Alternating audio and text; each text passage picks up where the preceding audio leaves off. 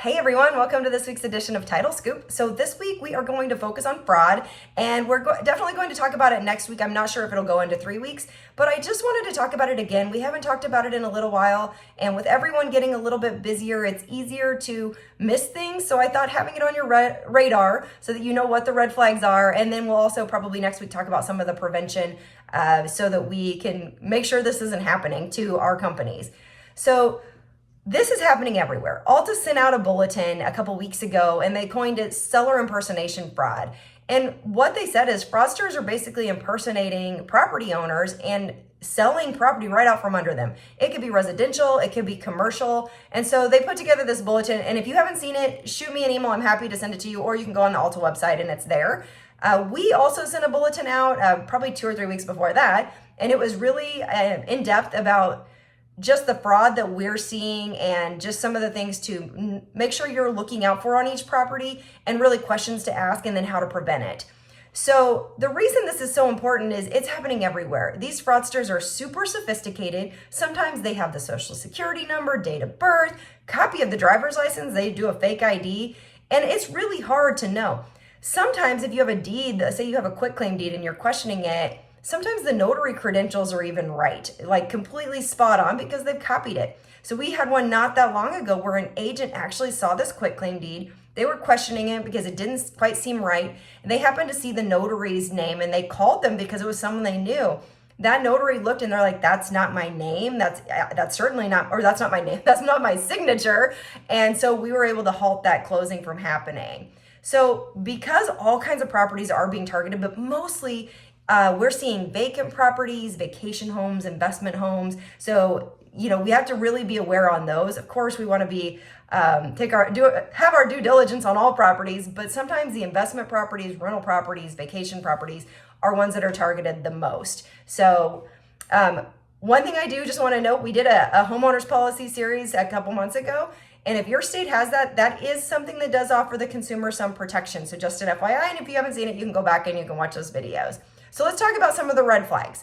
We do want to have heightened scrutiny. We want to stop a transaction if a property is, like we said, vacant, non-owner occupied. Maybe it's a vacation home. If you're in an area where there's a lot of vacation homes or people only come during the summer, you definitely want to keep an eye on those properties when you're doing the transaction, because they can be a huge target for fraudsters. If addresses don't match, so the person who's selling, the address doesn't match the tax mailing address when you've been given, that's usually a reason to raise a red flag. If there's no mortgages or liens on the property, free and clear is a fraudster's favorite property to sell or take, because they don't have to clear anything up. They don't have to lose any money. If it's being sold for below market value. So if you have a property and normally it would be a $300,000 or $400,000 property and it's selling for $90,000, you might question what's going on. A lot of times if you have a listing agent, you want to start asking questions to them too. Hey, do you know this person? Did you meet them? What's your mode of communication? Has it only been text and email, or have you met them in person or talked to them on the phone? Really, fraudsters don't want to talk to you and they don't want to meet you because they want to be able to do this from anywhere. If the taxes haven't been paid in a timely fashion, so say there's back taxes or it doesn't seem like that's sometimes a target for a fraudster to look at, and they know, hey, this person's not really even paying attention to this property. And again, if there's a quitclaim deed as your vesting deed, you need to ask a lot of questions so that we can be comfortable. The only time we are generally comfortable with a quitclaim deed is going to be in a divorce or an estate, foreclosure, deed in lieu, something like that. Not generally that there's just a quitclaim deed in the chain of title. We want to start asking questions to see if we really can vest or if that's a fraudulent deed. Now, if your seller wants a quick sale, and we say this a lot, if someone's really pushing to close, ask why. Like, why does this need to close right now? Why is there such an urgency? If they only want a cash buyer, that's another one. Why only cash? Why not, go through a normal transaction? If a seller refuses to attend closing, or they want to, because they say, oh, I'm out of state, I'm out of the country, or if they want to use their own notary and they say, oh no, I have to use my own notary. Again, those are your red flags to say, wait a minute, something's going on. Again, communication's key. If they're only texting or they're only emailing you, no one has met this person, we want to start asking questions to see what's going on. If they demand proceeds to be wired only, that is certainly a question. And also the other thing that they do sometimes is ask for it to be sent to someone else.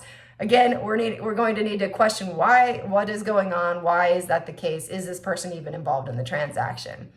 If you have multi-factor authentication and the person can't do it, sometimes that might just be a tech problem, but again, that could be a red flag. And if a seller wants to use a power of attorney, again, we see that sometimes where someone is trying to sell a property and they say, oh yeah, I have to, my power of attorney will take care of this. So, my attorney in fact is going to do it. Again, we want to ask questions. We have, as you guys all know, we have a power of attorney underwriting guideline. Ask those questions to make sure that it makes sense that we're using a power of attorney. Again, you can see this when you have a quitclaim deed on your file that's in your chain of title, or you might see it where the person is literally the person that is the fraudster trying to sell the property out from under someone. All right, so that was a little longer than I thought it was going to be. We will continue this next week. Have a great week.